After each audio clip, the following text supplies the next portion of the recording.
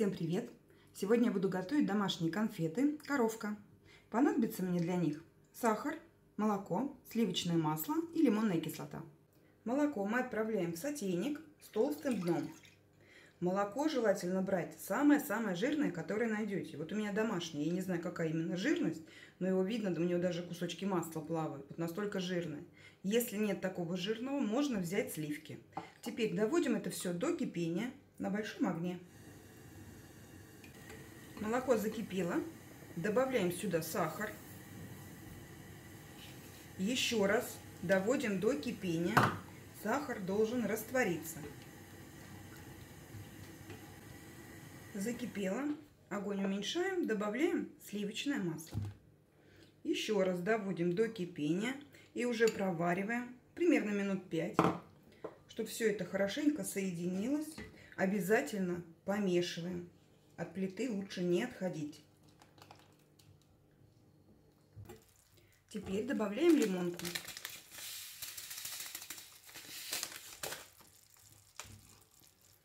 Варим массу до того момента, когда она загустеет. Вообще вот это такой классический рецепт, классический состав. По вкусу его можно изменить. Можно добавить, например, какао или кэроп. Ну, не больше 1 столовой ложки. То есть это по вкусу. Можно добавить сгущенку, обычное сгущенное молоко. Тоже это 1-2 столовые ложки по вкусу. Можно использовать мед. Точно так же по вкусу. 1-2, даже 3 столовые ложки. Все только на ваш вкус. Конечно, все получается по-разному, но все это очень вкусное.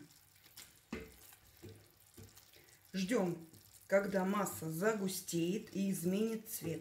Она должна стать такого карамельного оттенка, потемнеть. Все время мешаем. Примерно вот так она должна выглядеть в готовом виде. То есть и потемнела, вот карамельный такой оттенок, и загустела. Думаю, видно. Для тех, кто не знает, как проверить, потому что очень важно ее не переварить, допустим, и чтобы она уже была полностью готова, доварена. Ее можно проверить. Проверяем точно так же, как карамель. Чашечку с холодной водой. Сюда капаем. И пальчиками попробуйте ее растереть. Вот она у меня сразу остыла. И видите, такая плотненькая. Если она недоваренная, она у вас будет просто растираться. Ну, она еще не готова, будет растираться, естественно. Поэтому выключаем все. И сразу же раскладываем ее по формочкам. Формочки можно взять любые. Очень хорошо, если будут силиконовые. Из них легко так доставать. Я беру формочки из-подо льда. Если у вас нет формы вообще, вы можете взять одну большую, допустим, как для выпечки, и вылить туда. Единственное, что лучше всего воспользоваться пергаментной бумагой или хотя бы маслом смазать. Потом просто нарежете на кусочки, когда это все остынет.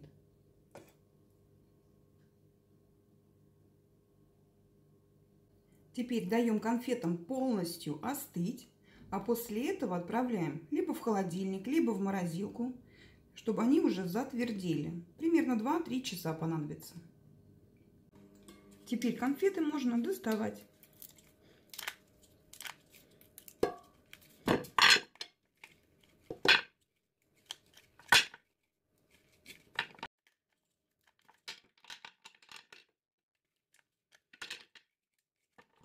Конфетки у меня готовы. Вот такая красота получается. Можно угощаться. Напомню, для тех, кто готовит первый раз, обязательно берите все продукты настоящие, натуральные. Проверяйте, чтобы это не была подделка. Чтобы молоко это было молоко даже не порошковое. Сливочное масло это сливочное масло, а не спред, без всяких растительных жиров. И со всеми остальными ингредиентами точно так же. Иначе у вас не получится именно то, что вы хотели.